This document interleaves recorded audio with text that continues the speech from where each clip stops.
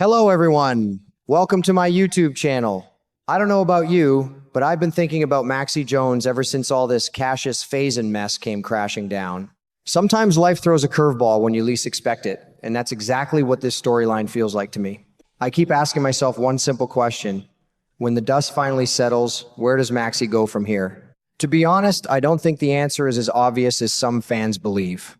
What really caught my attention is that the show's summer spoilers hint that someone may be stepping into Maxi's place. Now, that sounds like a big twist on paper, but I have a feeling this won't play out the way many of us have been imagining. General Hospital has a habit of taking the long road instead of the easy one. And if I've learned anything after watching this show for so many years, it's that nothing is ever as simple as it first appears. The first thing I wanted to see was Maxi's reaction to learning the truth about Cassius pretending to be Nathan West. After everything her family has been through, that moment should have been heartbreaking. What makes it even tougher is thinking about little James. That boy had already opened his heart to the man he believed was his father again.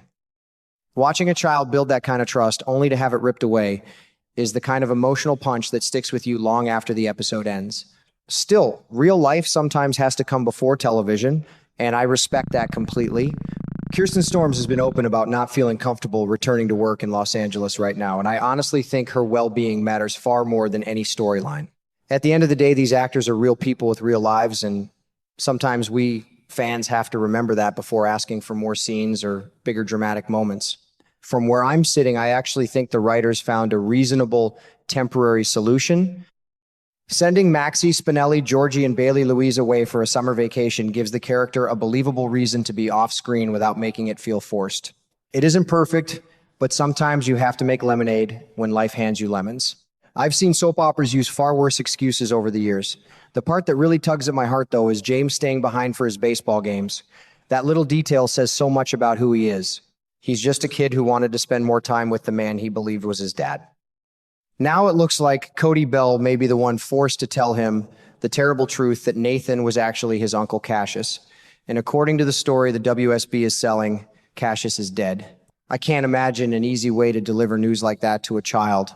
No matter how gently Cody handles it, James's world is about to change in ways he never saw coming. And maybe that's exactly why I keep wondering if this is quietly setting up something much bigger for Maxie. If Cody takes care of the painful conversation James has to hear, then the writers have already removed the biggest reason Maxie would need to rush back on screen. The more I think about it, the more it feels like the show is gently preparing us for Maxie to decide that a fresh start somewhere else is exactly what she needs.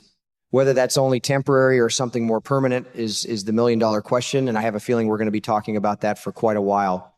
I have to tell you, the more I sit back and think about Maxi Jones, the more convinced I become that we're watching the end of an era. I've followed this woman through heartbreak, laughter, impossible family drama, and more second chances than I can count.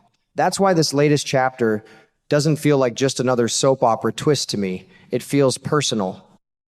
It feels like one of those moments when life quietly tells you it's time to turn the page, even if your heart isn't completely ready. I'll be honest, when the summer spoilers started dropping, my first reaction wasn't excitement, it was curiosity. I kept asking myself whether the writers were simply trying to cover for an actress's absence, or whether they were carefully building a real turning point for Maxi's future. Those are two very different things. Anyone can write a character out for a few weeks, but creating a believable reason for someone like Maxie to leave Port Charles is another story altogether. That's a challenge, and I have to admit I'm interested to see whether General Hospital can pull it off. One thing I've learned after watching this show for so many years is that change usually sneaks up on you. One minute, everyone is fighting to keep their family together, and the next thing you know, somebody has packed their bags and started over somewhere else. That's just the way life works sometimes. As folks back home like to say, you can't keep dancing in the same old shoes forever. Maybe that's exactly where Maxie is emotionally. Maybe all the chaos she's survived has finally led her to the point where peace sounds a whole lot better than another crisis waiting around the corner. The more I picture it, the easier it becomes to imagine Maxie and Spinelli deciding that Port Charles has given them everything it can. They've raised their children through one disaster after another. They've weathered enough storms to last several lifetimes. And maybe now they're ready to choose stability over constant drama. If Maxie were offered a career opportunity in another city, I honestly wouldn't question that decision for a second. In fact, I'd probably be rooting for her Sometimes a fresh start isn't something you run away to, it's something you finally earned after years of carrying everyone else's burdens.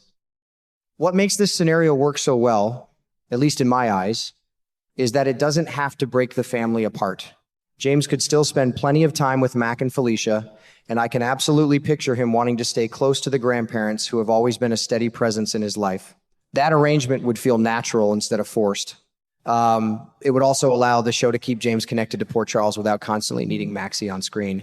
From a storytelling standpoint, that's actually a pretty clever way to balance real-life circumstances with ongoing family relationships.